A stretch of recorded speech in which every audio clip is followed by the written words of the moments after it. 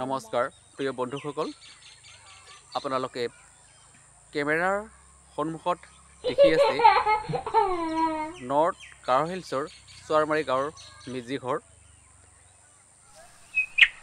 কিছুদিনৰ পিছতেই আপোনালোকে উপভোগ কৰিব পাৰিব মাঘ বিহুৰ উপলক্ষে।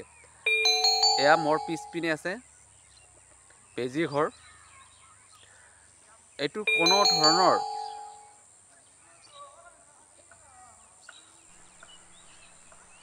বিশেষ আটকধুনীয়া হিচাপে কিছুমানৰ অংশ লৈ বনোৱা নাই।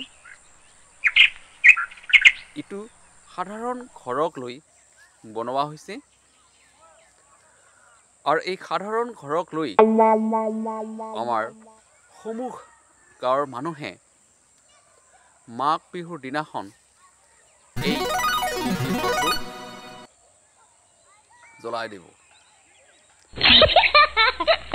কিন্তু মাঘ বিহুৰ আগতেই উৰুকা হয় আৰু এই উৰুকাখন দিনা আমাৰ গাঁৱৰ ল'ৰা ছোৱালীবোৰে একগোট হৈ সকলোৱে মিলি ভোজ ভাত খায়।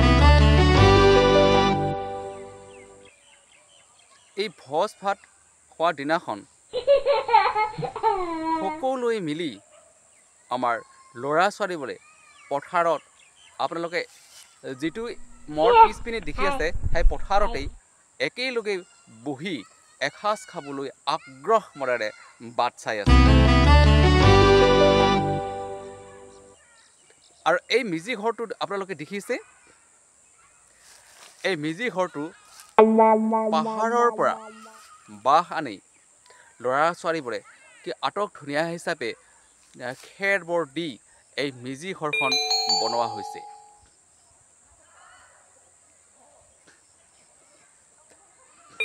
আৰু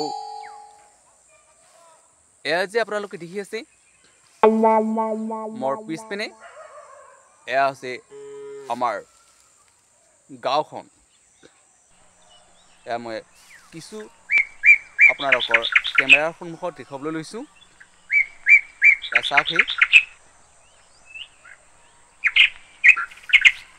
এয়া আমাৰ গাঁৱৰ খেতি পথাৰখন।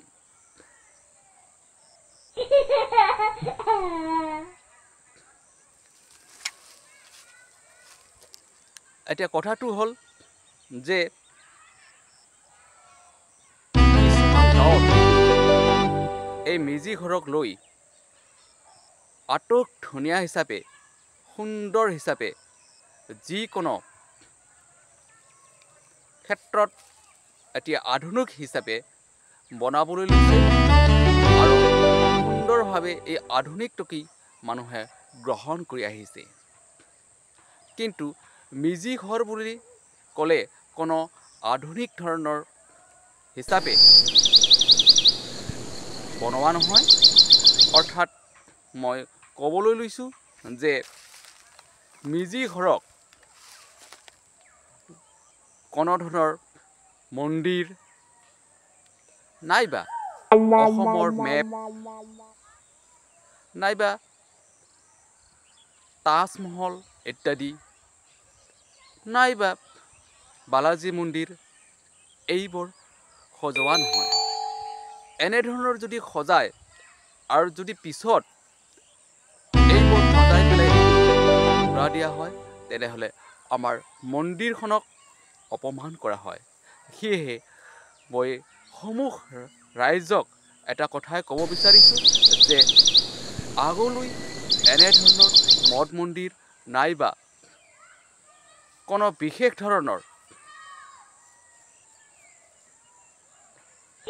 দলং ইত্যাদি যাতে বনোৱা নহয়, যাতে সাধাৰণভাৱে এনেধৰণে মেজি ঘৰ বনাই পেলাই সকলোৱে মিলি একগোট হৈ মাঘ বিহু মানে তাৰেই মই কামনা কৰিছোঁ। আজিলৈ মই ইমানতে সামৰণি মাৰিবলৈ লৈছোঁ। জয় হিন্দ।